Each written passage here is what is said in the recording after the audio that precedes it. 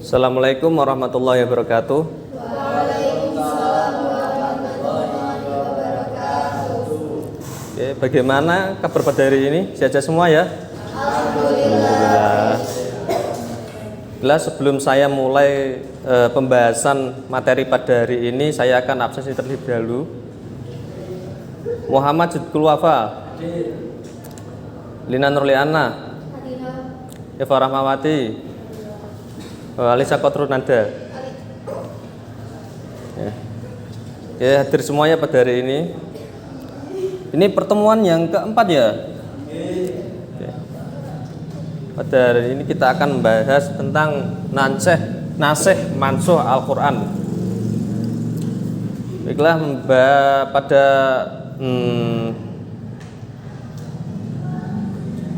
kita akan membahas tentang pengertiannya terlebih dahulu. Secara etimologi, kata nasikh yang bentuk isim fa'ilnya nasikh dan isim maf'ulnya mansuh mempunyai arti yang beragam. Di antaranya adalah menghilangkan, menggantikan, peralihan, dan pemindahan. Secara terminologi, nasikh adalah mengangkat hukum syara yang datang, kemudian dengan menghilangkan amal pada hukum-hukum atau menetapkannya. Dalam ilmu fikih, hukum yang dibatalkan disebut mansuh, sedangkan hukum yang datang atau yang menghapus disebut nasikh.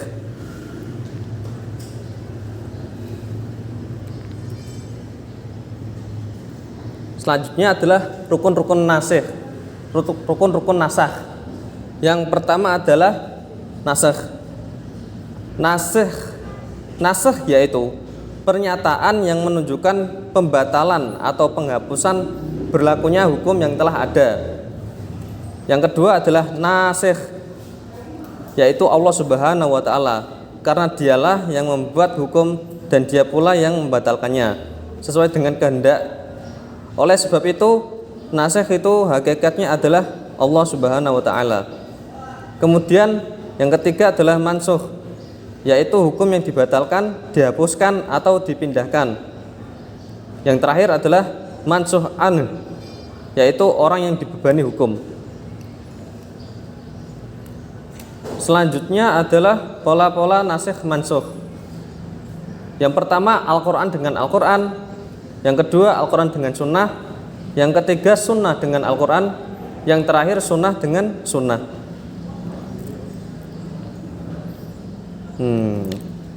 Terus kemudian adalah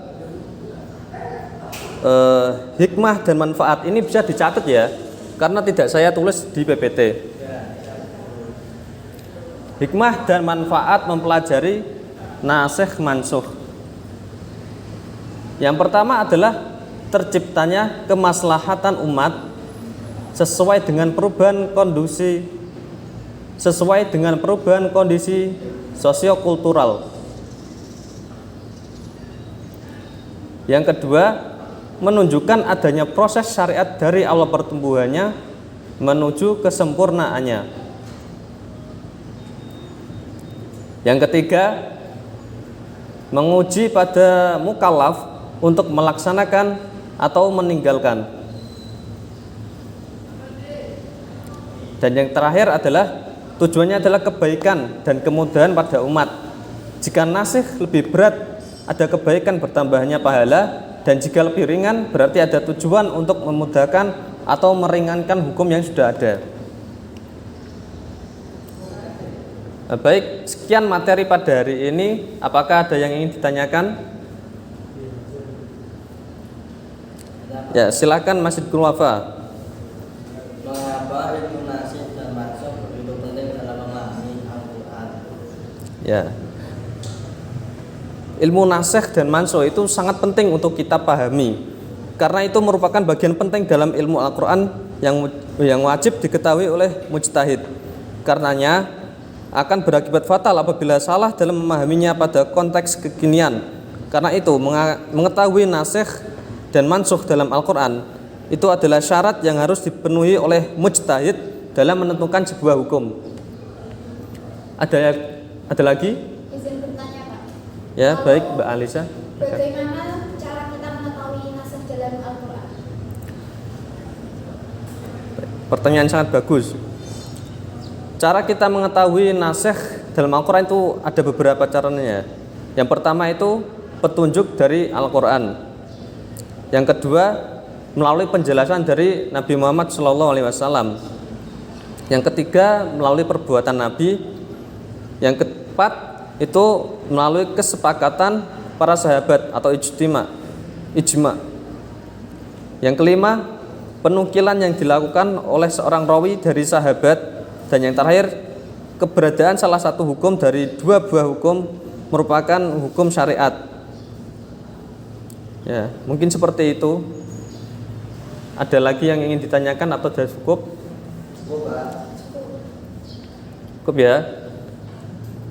Untuk pertemuan kelima nantinya kita akan membahas tentang qasasul Quran. Pengertian singkatnya qasasul Quran itu adalah cerita-cerita dalam Al-Quran yang menceritakan kisah para nabi maupun kejadian-kejadian yang ada di dalam Al-Quran. Mungkin itu ya. Besok pertemuan yang akan datang kita akan bahas lebih lanjut. Oke. Itu sekian dari saya. Apabila ada kekurangannya saya meminta maaf. Wassalamualaikum warahmatullahi wabarakatuh. Waalaikumsalam.